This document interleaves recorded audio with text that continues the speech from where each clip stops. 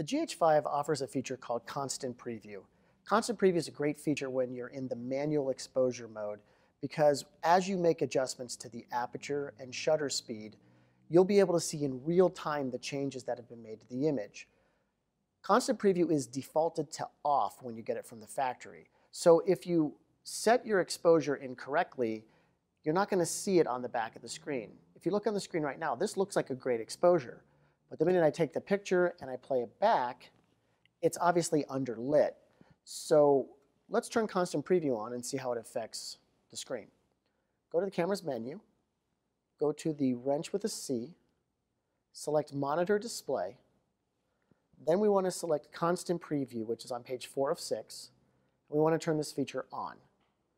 Now that it's on, you can see in real time as I change the aperture, you can see it get brighter till we get the look we want. And now we've got a great exposure.